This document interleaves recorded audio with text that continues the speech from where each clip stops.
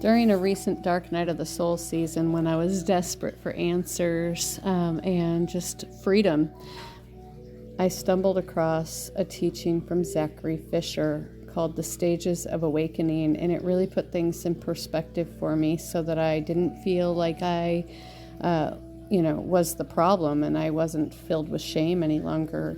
So I'm going to read it. The Stages of Awakening.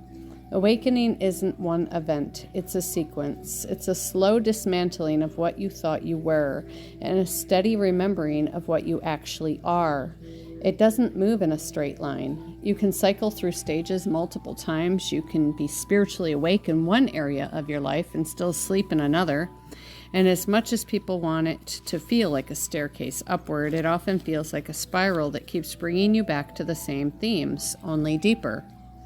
Most of all, awakening is not about becoming something better. It's about becoming more real. Here are the stages as they tend to show up in real life.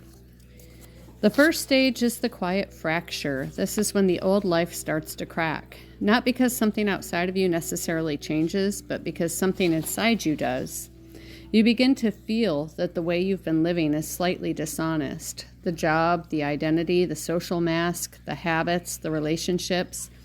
They may work on paper, but you feel hollow inside them. You might feel restless, irritable, numb, or unmotivated.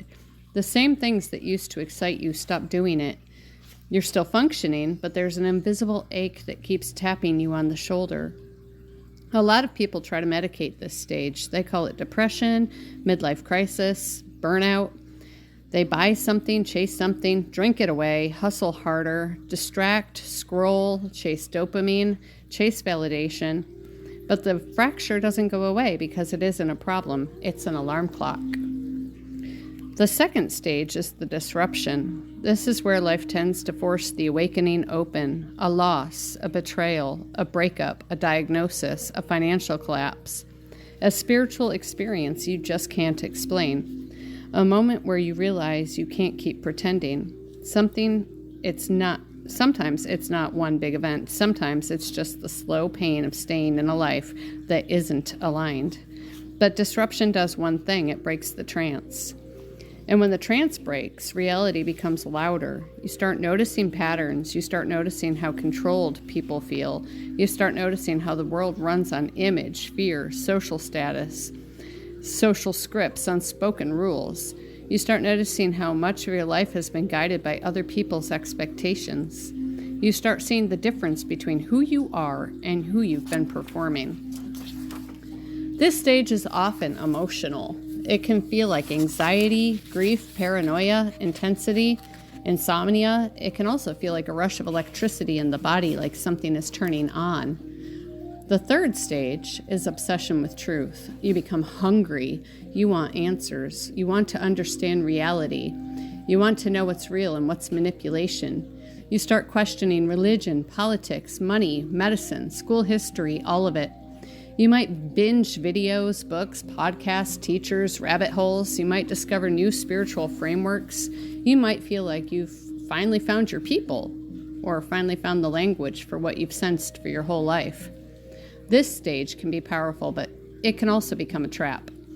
Because the ego loves truth-seeking when it becomes identity, the ego will turn awakening into a badge. It will turn seeing into superiority. It will turn knowing into a weapon. This is where people start arguing constantly, preaching constantly, correcting everyone, trying to wake everyone up, burning relationships, losing humility, living in fight mode. It's not because they're bad people, it's because the nervous system is overloaded. When you first see through illusions, you don't yet know how to hold what you've seen with peace.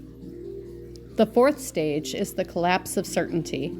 This is where it gets real. This is where many people break or deepen. You start realizing you don't actually know as much as you thought. You start realizing that information alone doesn't heal you. You start realizing that even if you can explain the world perfectly, you still have wounds. You still have triggers. You still have patterns. You still have fear. You still have control. You still have addictions, even if the addiction is spiritual content. This stage often brings disillusionment. You may lose faith in teachers. You may feel betrayed by movements you thought were pure. You may realize your awakening community has its own ego games. You may find yourself exhausted by constant intensity. You may get tired of fear-based narratives, even if they are accurate. This is the stage where you realize awakening isn't about winning a debate. It's about changing your life. The 5th stage is the dark night. People romanticize this stage, but it's heavy. Oh, how do I know that one personally? I just came through it. The dark night is when your old identity dies and the new one hasn't fully formed yet. It's when the coping mechanisms stop working. It's when you can't go back to being asleep, but you also can't fully live as your awakened self because everything is being stripped down and purified. This stage often brings grief. You grieve your old self, you grieve wasted years, you grieve relationships that were never real. You grieve the fact that some people will never meet you in truth. You grieve the innocence you lost. You grieve the part of you that tried so hard to be loved by becoming someone that you weren't. You may feel alone here, not because you have no one, but because the inner experience is so personal. It's like being rebuilt from the inside and no one can do it for you. This is also the stage where the body gets involved. You may feel fatigue, detox-like symptoms, emotional purges, waves of anxiety, physical sensitivity, insomnia, and appetite changes. It's not always mystical. It's often just the nervous system learning to live without the old armor. The 6th stage is shadow integration. This is where awakening becomes mature. You stop trying to be love and light. You stop trying to bypass pain with positivity. You start facing the parts of you avoided, the jealousy, the rage, the insecurity, the need for control, the fear of rejection, the addiction to attention, the pattern of self-sabotage. You start realizing you weren't just a victim of the world, you were also participating in your own prison. And instead of hating yourself for it, you begin to have compassion for yourself. You begin to see your patterns as survival strategies. You begin to heal not through shame, but through honesty. Shadow integration is also where you stop needing an enemy for everything. You become more discerning. You realize reality is complex. You realize multiple things can be true at once. You stop being driven by rage and start being driven by responsibility. The 7th stage is embodiment. This is the part people talk about the least, and it's the most important. Embodiment is where you stop living in your head. Your awakening becomes visible in your choices, in the way you speak, in the way you treat people, in the way you handle conflict, in the way you hold boundaries, in the way you stop betraying yourself, in the way you stop abandoning your own needs, in the way you stop chasing approval. This is where spiritual becomes practical. You get healthier, you simplify, you stop performing, you stop trying to prove your awakening. You stop posting to be seen and start posting because it's true. You stop needing everyone to agree. You become harder to manipulate because you're no longer starving for validation. Embodiment often looks quiet from the outside, but inside it feels like steadiness. The 8th stage is service without martyrdom. At this point, your heart turns outward, but not from a savior complex, not from needing to rescue, not from trying to wake everybody up. It's service rooted in overflow. You help because you have something real to give, not because you're trying to earn love by being useful. You become protective of your energy. You learn discernment. You stop throwing pearls into rooms that will trample them. You stop forcing your truth onto people who aren't ready. You learn that people don't awaken because you've convinced them. They awaken when their own soul decides it's time. So you become an example, a calm presence, a lighthouse, not a loudspeaker. The 9th stage is surrender and trust. This stage is subtle but deep.